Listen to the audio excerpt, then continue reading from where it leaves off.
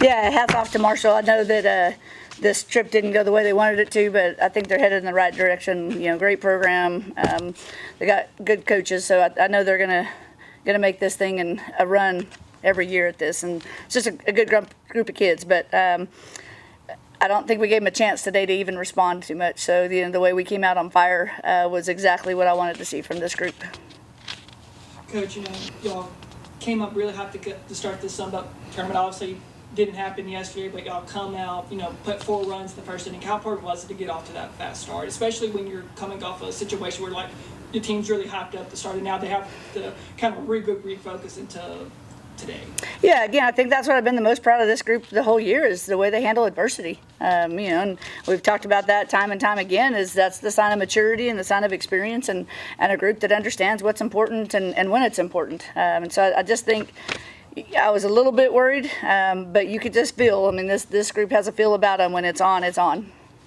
Sarah, it takes a lot when you get hyped up to play this game, the night before, but then everything has to get pushed back. How is this team able to kind of regroup and refocus and especially when you put 4 runs in the first inning to kind of jump on Marshall? Right. I mean, again, I think I was a little worried too. Before the game, I think she walked up to me and was like, "Are you ready or what?" And I was like, once we get out here and we get going, there is a feel. And so the feel of the day was great, and I think that kind of makes or breaks us sometimes. And so, again, whenever you work behind a no-run first inning from Marshall, it's also a lot easier. So, and then you get a Hannah Earls on base and Emily Baker with the triple in the 2-hole. So, I mean, if we're going to go, we're going to go. So I think it was just that. Coach, what was kind of the key for this offense to kind of get going, when you score 6 unanswered runs and en route to an 8-2 win? Well, I don't think there's any secrets here, and Sara knows the secrets too. When Sara Vanderford goes, we go. And so, she's 3 for 4 with 4 RBIs. We got a good chance of winning because those kids above her go too. And so it's always nice when you get an early lead, but we're going to go probably as Sara goes. As Coach was saying, Sara, 3 for 4 RBIs. Just what were you seeing up there at the plate? I think as of late, pitches I can drive. You could go probably 2 years ago, last year, swung at a lot of balls, and so I think keeping myself in a good spot to swing at pitches I can do damage with, and if I keep it that simple, it's going to be hard. So, I mean, it's going to be hard to beat, So, I think just that, just looking for pitches I can drive and not chasing up and out of the zone, because she did have a good up and away curveball, rise ball, whatever you want to call it, with upspin. So, I mean, again, not chasing that pitch, I think, is what set me up to be able to drive other pitches in the zone.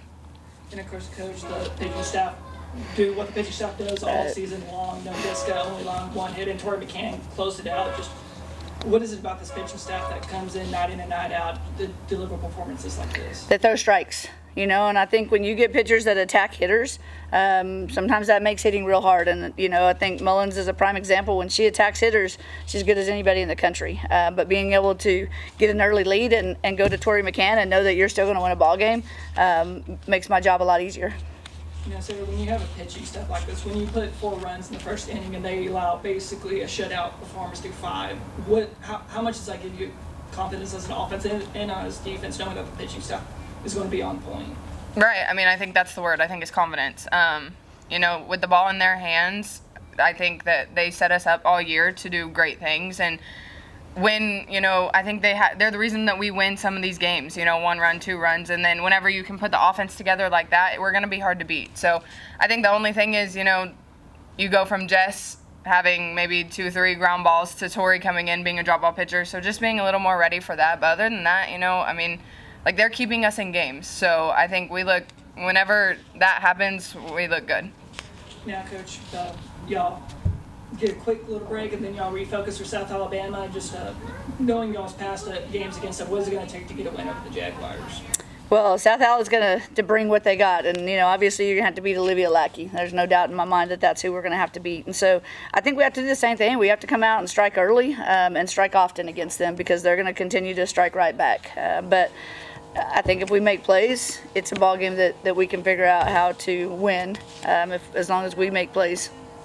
So that's been the motto with this team, just being able to strike first. How important is it, especially when you're playing your second game in one day, even though we haven't done this kind of all season, but being able to strike first against South Alabama? Right. I mean, all around it just puts you in a better spot. It makes everyone play looser. It makes everyone more comfortable. But on the flip side, if we don't, then we don't. And so, South Al's a good team, and they're gonna put up runs. I'm not not saying they're not. So, I think just playing one pitch at a time and kind of doing what we just did. Like, obviously, we're gonna have to come out with energy, but then slowing it down, going one pitch at a time, and making that one pitch count, and that's all we can do.